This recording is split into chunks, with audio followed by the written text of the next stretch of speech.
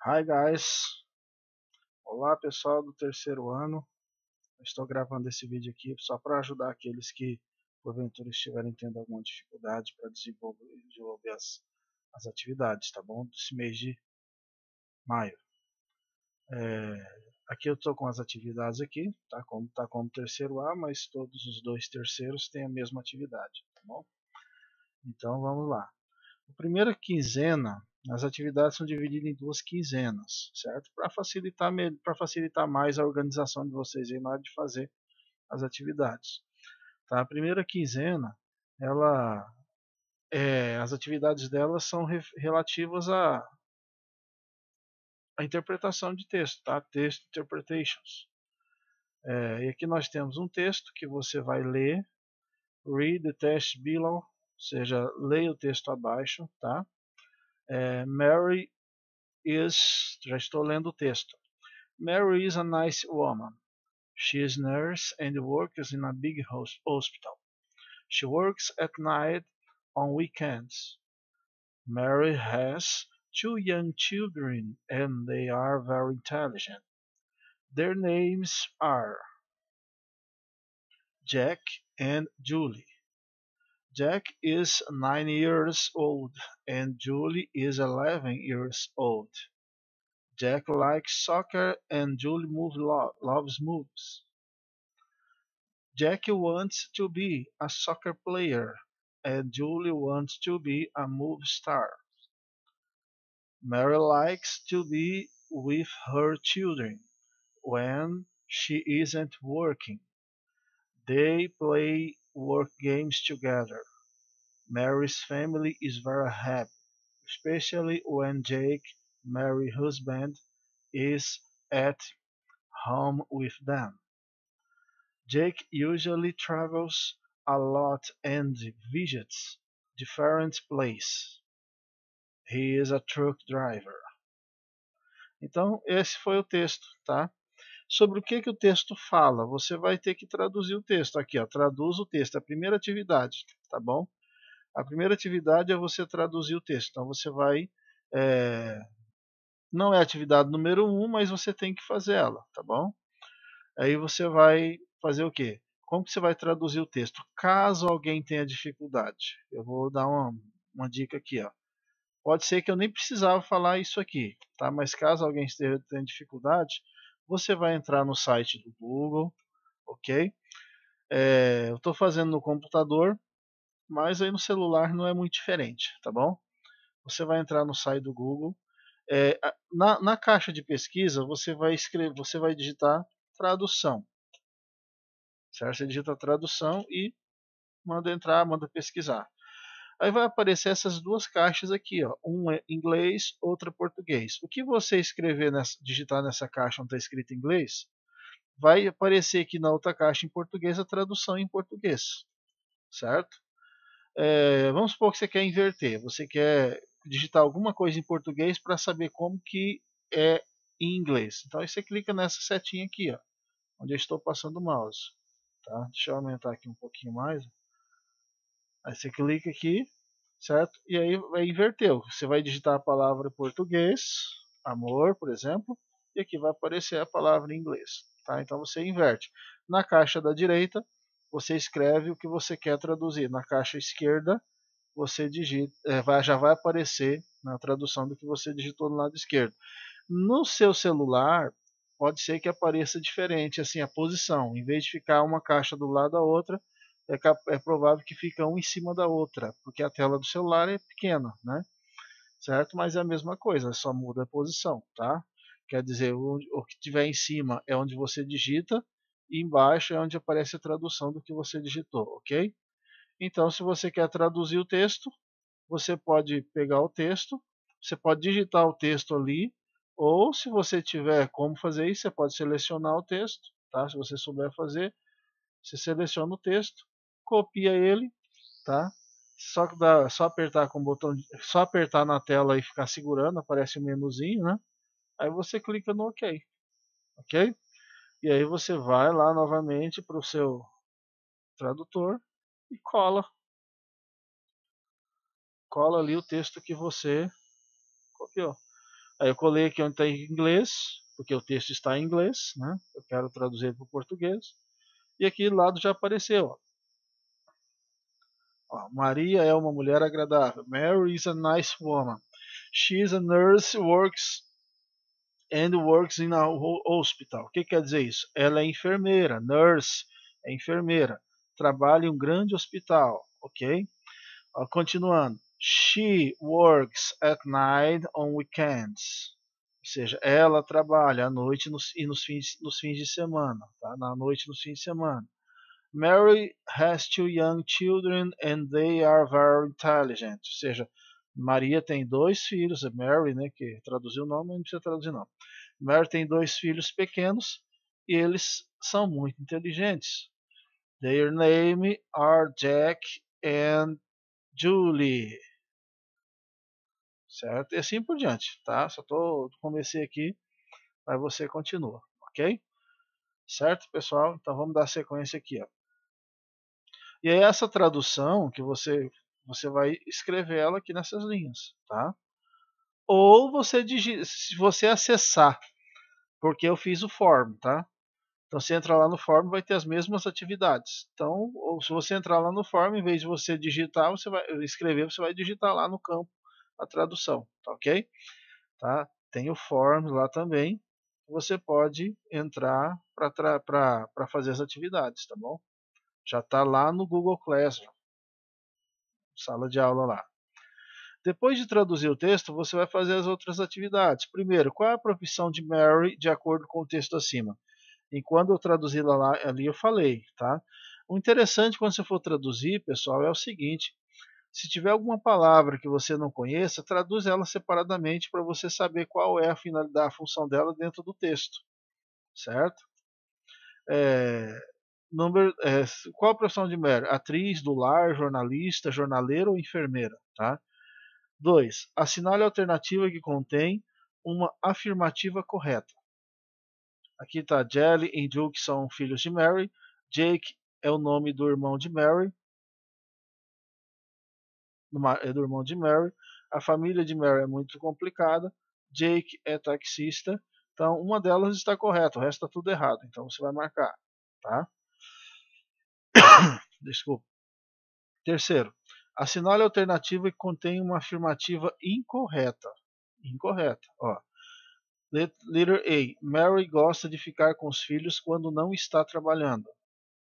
Tá certo ou tá errado esse aqui de acordo com o texto? Letter B. A família de Mary é muito feliz. Tá certo ou tá errado? Letter C. Jake sonha em ser médico. É isso que o texto fala, tá? Letter D. Julie sonha em ser uma estrela de cinema. E letter E. Nenhuma das alternativas anteriores está incorreta. Então aí você vai ter que ver. Tudo depende da tradução do texto e você entender o que o texto está falando, tá? Number 4. Marca a alternativa que possui o texto que diz corretamente qual a profissão de Jake. Tá? Então, uma dessas, o que nós temos aqui, ó, até a letra E, são trechos do texto. Um desses trechos do texto fala qual é a profissão de Jake, que é a profissão de Jake, tá?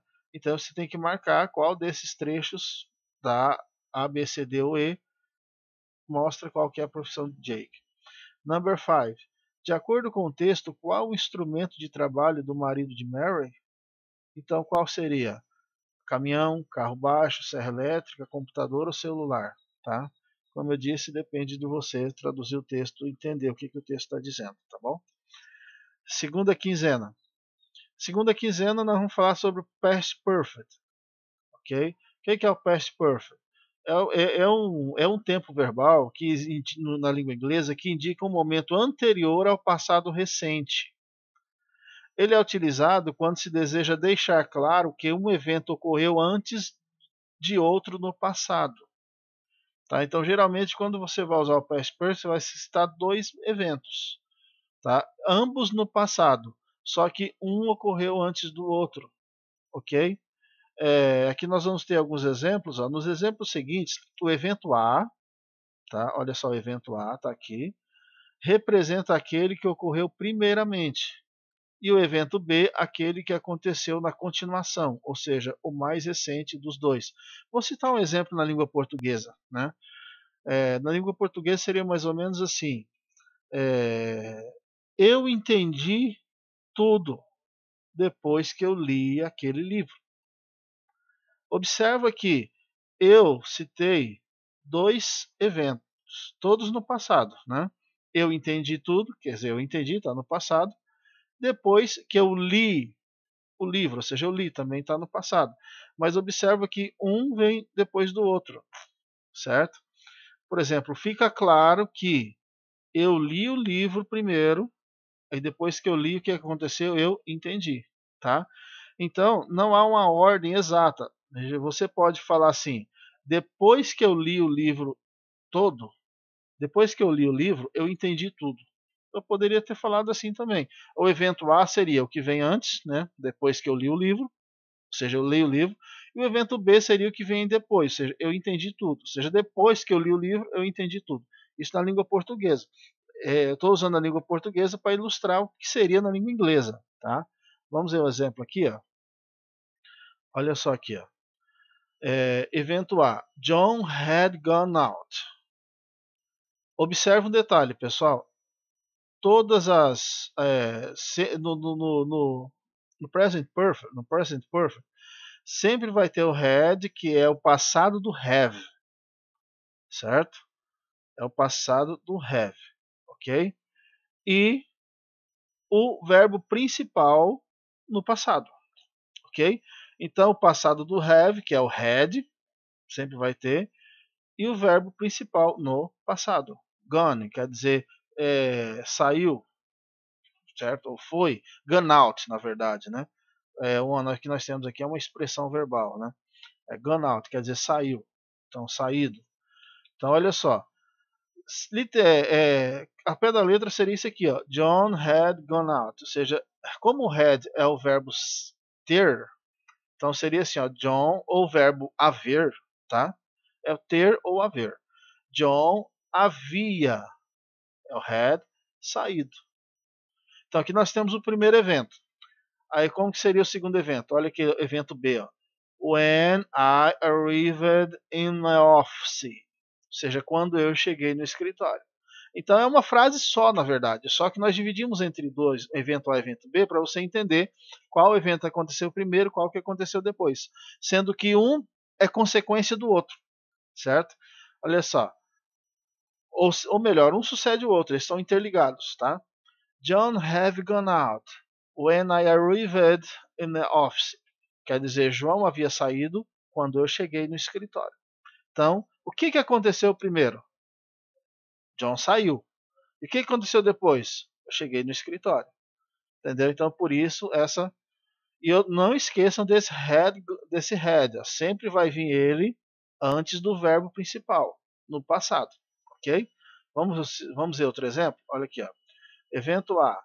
I had saved my document. Ou seja, eu havia salvo meu documento. Tá? Aqui tá tudo emendado, hein? Olha só. É que eu copiei do Word para cá e acabou de. Vamos lá. I have saved my document before the computer crashed. Antes do computador travar. Então, eu havia salvo meu documento antes do computador travar. Certo? Então, evento A, ou seja, o primeiro evento, o que aconteceu? Eu salvei meu documento. I had saved my document. E evento B, o que aconteceu no evento B? Que é o que aconteceu depois. Né? The computer crashed, ou seja, o computador travou. Então, primeiro eu salvei, depois o computador travou. Entendeu? I had saved my document before, quer dizer, antes, the computer crashed. Ok? Eu havia salvo meu documento, ou eu posso falar assim, eu salvei meu documento, tá? Antes do computador travar. Certo? Aqui nós temos um exemplo, pessoal, de. Observe bem algumas palavras eu estou vendo aqui que vão ficar meio juntas, tá? Se você assistir o vídeo, você vai ver onde eu estou corrigindo aqui. Esse aqui nós temos o exemplo inverso. não perde o sentido, continua do mesmo jeito. Só que em vez da gente falar do evento que veio antes e depois, a gente inverte. A gente fala do evento que aconteceu depois e após a gente fala do evento que aconteceu antes. Olha só. When they arrived, quando eles chegaram. We had already started cooking. Nós já havíamos começado a cozinhar. Então o que veio antes aqui? Nós já havíamos começado a cozinhar. O que vem depois? Quando eles chegaram. Então observe que aqui nós invertemos. Por isso que aqui ficou evento B e evento A. E isso é perfeitamente possível. Não muda nada. Só muda a ordem das orações aí, certo? Mas continua do mesmo jeito. Ou seja, é um past perfect. Tá? Nem sempre o evento que aconteceu primeiro vem antes. Às vezes ele vem depois. Tá? Às vezes vai inverter. Ok, pessoal? É isso aí. Então, recapitulando, para que serve o Past Perfect? Para indicar um evento, duas coisas que aconteceram no passado, mas aconteceu um depois o outro. Eles estão interligados em sentido. Pode ser que um seja consequência do outro ou, né, qualquer outro tipo de ligação. Tá bom? Vamos ver o restante aqui. Aqui nós temos aqui vários exemplos. Tá? Recordando. Esse recordando aqui, você tem. Por que nós colocamos isso aqui? Como você vai usar o verbo principal no passado, então você tem que lembrar do passado. Como que você faz para colocar um verbo no passado, tá? Olha só. Em regra geral, você acrescenta ed no verbo. Olha só, o verbo play, certo? Para ficar no passado, ficou played. Ficou no passado, ok? Então, em regra geral, você só acrescenta ed. Mas existem, né, algumas variações. Nós já vimos sobre isso. Então, vamos só recapitular aqui. Ó. Se o verbo terminar com a letra E, por exemplo, você não precisa colocar o E de novo. Você só acrescenta a letra D. Certo? Não precisa ficar dois Es. Você só acrescenta a letra D. Um exemplo aqui é love, que é o verbo amar. Certo? No passado fica loved. Pode ver que nós acrescentamos só o D e aproveitamos o E, que já faz parte do verbo. Ok? Mas se o verbo terminar em Y, antecedido por uma consoante, você já está no terceiro ano, você sabe muito bem distinguir consoante de vogal, né? Então, se o verbo terminar com Y antecedido por consoante, tira-se o Y do final e acrescenta-se IED, entendeu? Ou seja, na verdade, o que você está fazendo? Você está trocando o Y por I e acrescentando o ED, tá? Então você pode entender dessa forma, como eu falei agora, ou seja, está trocando o Y por I e acrescentando o ED, ou você pode simplesmente dizer que tira o Y e acrescenta IED no lugar do Y. Ou seja, tira uma letra e acrescenta 3. Também está ok. Certo? E isso se terminar com Y, o verbo antecedido por consoante, ou seja, se tiver uma consoante antes. Como é o exemplo aqui do verbo study. Ó, termina com Y e antes do Y vem o D, que é uma consoante. Certo? Então, como que ficaria o verbo study no passado? Ficaria assim, ó. Tiramos o y, colocamos o i e acrescentamos ed. Ok, pessoal? É isso aí. Agora, existem os verbos irregulares. Esses verbos regulares não seguem nenhuma das regras acima. Eles são assim esporádicos, tá? Quanto à sua conjugação no passado simples. Sendo necessário, muitas vezes, consultar uma tabela para você saber sua forma. Abaixo, aqui, ó, nós temos o quê? Nós temos um exemplo. Por exemplo, o verbo mais comum na língua inglesa, verb to be, é um verbo irregular. Tá? Porque lembra que é o am, is e are. Am, is e are. É o presente do verbo to be. Então tem essas três variações. Tá? Quando passa para o passado, quando a gente conjuga no passado o verbo to be, se o uso no presente for o am ou is, você vai usar o was. Pode ver que aqui não tem nada de ed, entendeu? Se no caso o passado do verbo to be corresponder no presente ao are, então você vai colocar were, certo? Que geralmente é o plural, né? Então, was e were são o quê? O passado do verbo to be. Pode ver que não tem nada de ed, entendeu? Por quê? Porque é um verbo irregular, certo? Não segue nenhuma regra. Outro exemplo, o verbo say, que quer dizer o verbo dizer, né, seria o quê? Seria said. Olha aqui o exemplo. Said. Pode ver que não acrescentou ed, não acrescentou ied, nada disso, né? Mas, em vez de ficar say, ficou said. Ok? Outro exemplo aqui, ó, o passado do verbo go. Go quer dizer ir, né? Olha só que interessante. O verbo o passado dele é went. Nada a ver, né? Mas é isso, certo? Então, isso aqui foi uma recapitulação, pessoal, tá? Do que já foi visto ou esse ano ou em anos anteriores, que é o passado dos verbos, tá bom? Uma recapitulação bem rápida. Para quê? Para quem entender isso? Porque no past perfect, você vai ter que usar o verbo no passado, o verbo principal. Tá? Então, tem o had, né? E depois do had vem o verbo principal no passado. Aí você tem que saber como que você vai colocar ele no passado, ok? Lembrando que os verbos irregulares, como eles não seguem nenhuma regra, existem tabelas. Pesquise por tabelas, que existem muitos verbos irregulares para você saber como que eles são conjugados, ok? Então vamos aqui agora para as atividades. E temos também os modos negativo e interrogativo, tá?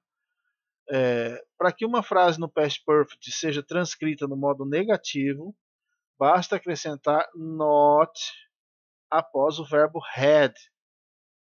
Olha um exemplo aqui, ó. You had not visited. Então, se a frase fosse afirmativa, não existiria esse not, seria had visited, ou seja, havia visitado. Mas como eu quero dizer que não havia visitado, então eu coloco not depois do had e antes do verbo principal. Ou seja, o not vai ficar entre o had e o verbo principal. Had not visited. Ou seja, você não visitou Portugal antes de sua mãe morrer. I had not visited Portugal before your mother died. Ok? Importante, had not pode ser abreviado por hadn't. Ó, tá? Então, em vez de escrever had not, você pode colocar assim, ó, had any apóstrofo T, hadn't, hadn't, ok? Olha o exemplo aqui, ó. You hadn't visited Portugal before your mother died. Ou seja, a mesma frase, só que usando hadn't, certo? Ou seja, dando essa abreviada aí, essa suprimida aí, ok? E se eu quiser fazer uma pergunta usando o past perfect? Uma pergunta, você vai colocar o had, que é o verbo auxiliar, o had, no começo antes do sujeito, tá? E colocar um ponto de interrogação no final, é lógico, tá? Exemplo: Had you visited Portugal before your mother died? Ou seja, você tinha visitado Portugal antes de sua mãe morrer? Observe que o had ele veio para antes do you, que é o sujeito. You é você, no caso, né? Tá? E aí depois do sujeito vem o que? Vem o verbo principal e continua normal. Então, para fazer uma pergunta, coloca o had antes do sujeito, lá no começo, antes do sujeito, tá? E o ponto de interrogação no final, ok, pessoal? Então vamos lá, tá? Vamos agora para as atividades. Number 6, activities. Para que serve o past perfect? Aí você vai olhar aqui, ó, para expressar nossos desejos em inglês. Nós falamos alguma coisa disso? Para falarmos de dois eventos que estão no passado e um aconteceu antes do outro, para nos referir a algo que acontece constantemente, para nos referir apenas a um acontecimento no passado ou nenhuma das alternativas. Vamos lá. Number 7. Qual das frases abaixo faz uso correto do past perfect? Nós temos aqui a letter A. I was tired yesterday. Né? Eu estava cansado ontem, ok. Letter B. My mom cried a lot. Letter C. I had finished the job when my boss arrived. Eu havia terminado meu trabalho quando meu chefe chegou. Letter D. Julia is sad today. Letter C. Nenhuma das alternativas anteriores. Number 8. Para que haja o past perfect é necessário o uso do verbo auxiliar have em sua forma. Had, have, has, haven't. Então, um desses aqui está correto, tá? Só você voltar um pouquinho o vídeo ou dar uma olhada lida de novo na PC. Number 9. Assinale a alternativa que contém o melhor complemento para o texto. The game haven't started. Ó, lembra que são duas orações, né? No Past Perfect. Uma dizendo o que aconteceu antes e outra dizendo o que aconteceu depois, só que ambas no passado. Ok? Então, olha só. The game had started. Ou seja, o jogo havia começado. Tá? E agora você vai escolher qual desses aqui tem uma frase que melhor complementa essa aqui. Ó. The game hadn't started. Eu só vou falar a tradução desse aqui. O jogo havia começado. Agora esse aqui vocês vão ter que descobrir a tradução para saber qual complementaria essa frase. Tá? Qual oração complementaria? I am sick. When I ate banana. When it got to the station. Julia, do your homework. Ou nenhuma das alternativas anteriores. Tá? Number 10. Assinale a alternativa que contém uma informação incorreta. Quer saber? Eu vou traduzir isso aqui para vocês. Ó. The game hadn't started. Ou seja, o jogo havia começado. I am sick. Eu estou doente. Tem a ver com a frase anterior. When I ate banana. Ou seja, quando eu comi banana. Tem alguma coisa a ver? When we got to the stadium. Ou seja, quando eu fui ao estádio. Tem alguma coisa a ver? Julia do work, homework. Ou seja, Julia fez a lição de casa. Faz a lição de casa.